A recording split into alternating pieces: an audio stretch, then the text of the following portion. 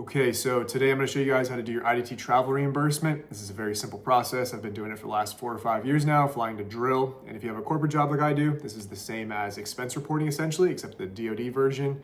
And I get asked this a lot by my soldiers, how to do this process. And so I thought I'd just make a video about it. So if you forget how to do it, you can just come back to this video, just reference it. I'm going to do it step by step, show you guys how this process works. Okay, so the first step here, of course, is to log into DTS. So if you don't know how to do that, go to the internet, just Google DTS, and it should be basically the first link here. You're gonna click on that, go to DTS, you have to log in with your CAC card, and it's gonna take you to this page. So what you wanna click on is local vouchers. And as you can see here, I have a voucher that's been rejected because there's never any IDT funding in typical DoD fashion, but that's not the point of this video.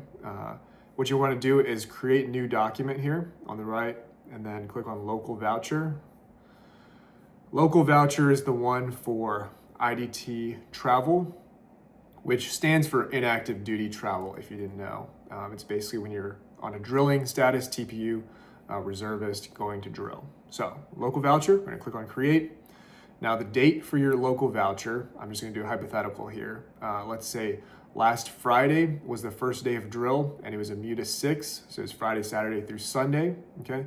So you're gonna wanna click on the first date for drill, all right? So if the first day for March battle assembly was March 14th, you're just gonna click on the 14th as the local voucher date. That's what you wanna select.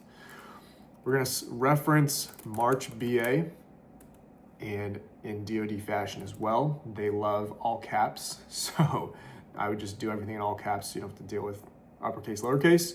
So March BA is what you're gonna reference, and no, you're not attending a conference or event. Next step is gonna be your expenses, okay? So here is the meat and the potatoes of what the situation is, all right? So what you really need is at minimum 3 documents. So the 3 documents you're gonna need are your sign-in roster, your IDT memo from your commander, and the actual flight receipt, or if you are authorized to rental car, your rental car receipt, gas, and all that, okay? The 2 documents that are like memos sort of things that you need to upload separately from your actual expenses are, again, the IDT memo, which is the memo from your commander that authorizes you for travel, and then your sign-in roster that shows you were actually at battle assembly. You're gonna have to get that from your unit, okay?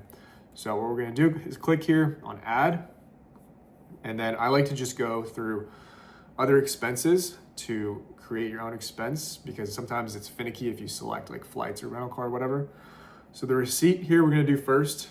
Obviously you're gonna need to get expense report your receipt here for your flights. So let's say you're flying to drill, and then this is gonna be just flight receipt, and the purpose is March BA. I realize I'm doing this a little backwards because I just explained the 2 memos, but the receipts here are generally easy to do. If you go to your receipt, I'm not gonna do that because it's gonna have PI on there, but let's say it's $300. If you guys are not aware, the limit right now for IDT travel is $750 per battle assembly, I believe. But don't get it twisted that you think you can just spend $750 on flights to go to drill. I would still select whatever the absolute cheapest is, because from my personal experience, and as those of you out there that fly to drill also probably know, oftentimes you will not get paid for your travel to drill, your IDT travel, okay? So this is like not a guaranteed thing, okay? So the $750 is the limit, but try to stay well under that. And if you're not, then tough, okay? So you're gonna go to the method of reimbursement, personal. If you booked in your personal card, this is for IDT travel, okay? If it's authorized travel on orders, you have to use your GTC, but IDT travel is different.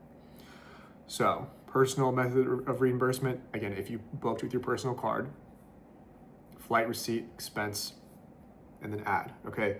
Notice when I did the attachment here, I did retain as PDF, and I'll show you again on the next document here what that looks like. But this is with the flight receipt added, okay? So the next one, we're gonna upload the 2 memos, okay? Or well, one of them is a memo, one of them is just the document. First, we'll do the sign-in roster, okay? So documents, and then we'll just do other, sign-in roster. Basically, when they review your IDT travel at the brigade level, or whoever the finance person is, or S1 or G1 or J1 or whatever, they're gonna see the documents here and verify that everything's good to go and then pay you out for your travel if there's funds, if there's funding, which it seems there's never funding. So this is sign-in roster. If you have to put a note, you just put that. And then you're gonna browse your desktop for what it is, sign-in roster. And you're gonna wanna redact the, well, when you get the sign-in roster from your S1 or your unit administrator from your unit, you wanna make sure that there's no social security numbers on there when you upload it to DTS. Otherwise it won't work. Sometimes whoever's reviewing it might not see that, but you're not supposed to have the DOD IDs or the socials on there. So when you do that, again, click on retain as PDF, click on select, and then simply add, okay? You're also gonna want to select just the page of the sign-in roster that your signatures are on.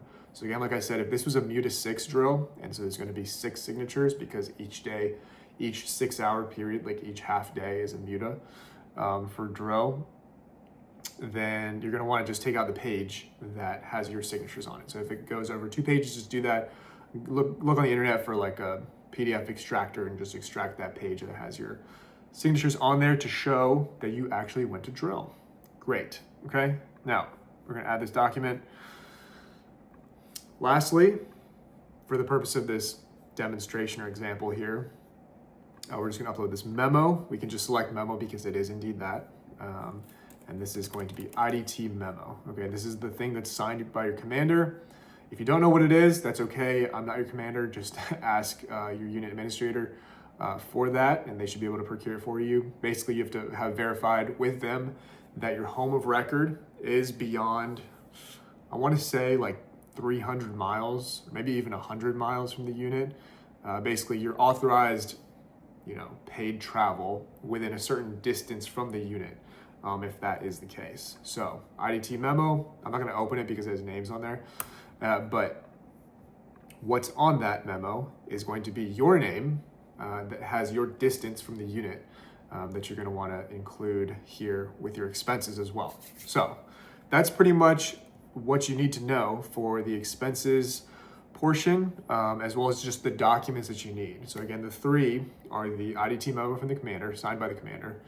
Secondly, your sign-in roster, which you're gonna get from your S1 or whoever at your unit that does admin stuff. And then finally, your flight receipt. If you're authorized a rental car, it should say whether or not you're authorized a rental car on the commander's memo, as well as any gas receipts and other travel expenses that are typically approved by your command for travel. So after that, you just wanna click continue. For the purpose of this, it's just a $300 for the flight, let's say, for this drill. You're gonna wanna add a LOA here, which is your line of accounting, which is where it gets paid from. That's like the pool of funds that is going to be utilized for this particular travel.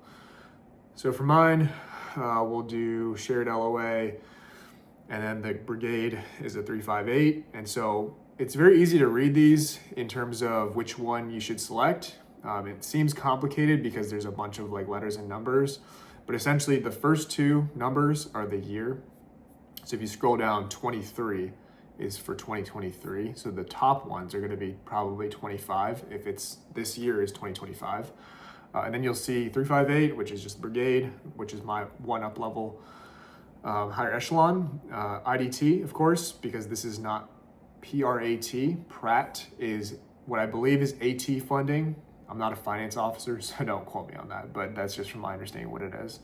And then you'll see ENL or off. So I think if you pass the ASVAB, you can probably guess what the enlisted versus officer differentiation is here. So you're gonna wanna select the one that you are.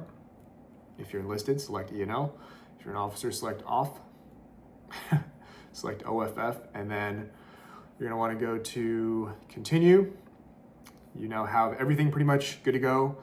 They're gonna ask you to verify a couple of things before you sign the travel reimbursement at the end here. So if you need a justification to approving official, you have to put something with the star here.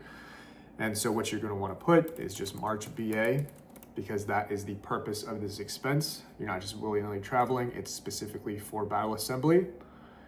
click continue, go to the end here. So on the final page here, you just want to click on agree to sign this document. Typically, you're going to want to leave the routing list at the default.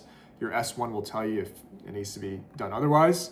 And then click on submit and keep your fingers crossed that there is IDT funding and that you get paid out for this particular voucher, because again, there are many instances in the past that I've not been paid, or at least for many months, I've not been paid for a particular drill for travel.